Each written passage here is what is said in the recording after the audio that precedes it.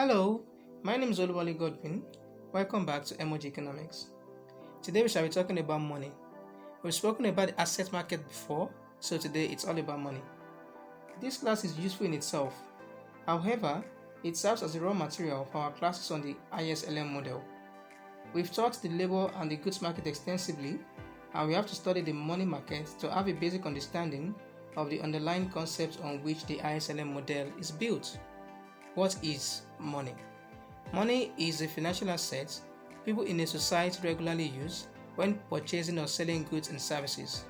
If money were not available, people would need to barter with each other, meaning that each person would need to identify others with whom they have a double coincidence of wants. This means, as a YouTuber seeking more subscribers in exchange for a used economics textbook, for instance, I must find a social media marketer interested in promoting the YouTube channel in exchange for some of the economics textbooks that I have. Do you just understand how difficult that might be? In that case, money comes in handy as it makes exchange easier. Money has come in different forms over time, including bits, cowries, gold and silver coins, shells, paper money, checkable deposits, credit cards, and even cigarettes.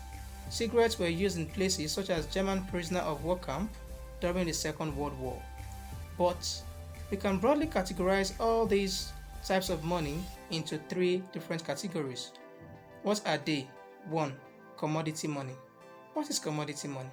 This is an item used as money but is valuable in itself, such as cigarettes, gold and silver coins, cows, beads, and so on.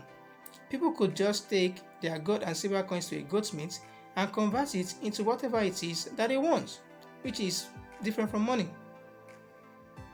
2. Fiat money. What is a fiat money? Fiat money is usually backed by gold. And what does this mean?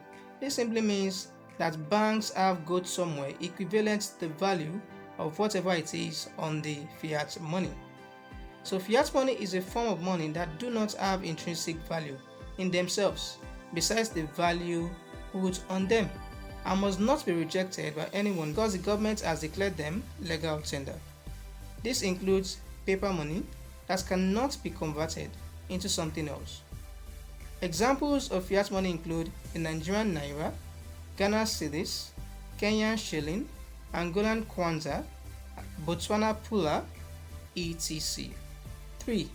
Fiduciary money. What is fiduciary money? Fiduciary money is a type of money that is accepted on the basis of the trust the issuer commands, in this case, the bank. They include checking accounts of banks and so on. So, we are through with our discussion on the different types of money. So now we want to talk about the features of money, otherwise known as the characteristics of money. So what are the features of money? 1. General acceptability. General acceptability simply means that money must be generally acceptable in an economy. In fact, general acceptability is the most important feature of money. 2. Durability in value and nature. This is about the stability of money. You don't want to keep a money that is greatly influenced by inflation.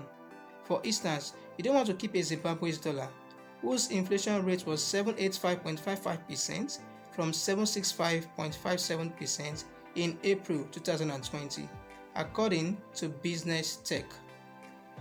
Likewise, you do not want money that has a very funny nature, such as a huge weight, for example, cows, and you do not also want to carry money that decomposes about. So money has to be durable in its value as well as in its nature. 3. Portability. Money should be something that you can keep in your pockets, in your purse, in your wallet, and so on and so forth. 4. Divisibility. Money must be divisible into smaller denominations. 5. Uniformity. Money has to be the same in size, appearance, and so on. Beads may come in different colors and sizes and may not be that uniform. 6. Limited supply. Money must be scarce for it to be meaningful. If everyone finds money everywhere, money loses its value. Thank you very much for watching. We've come to the end of the class. In our next video, we shall be talking about the functions of money. See you there.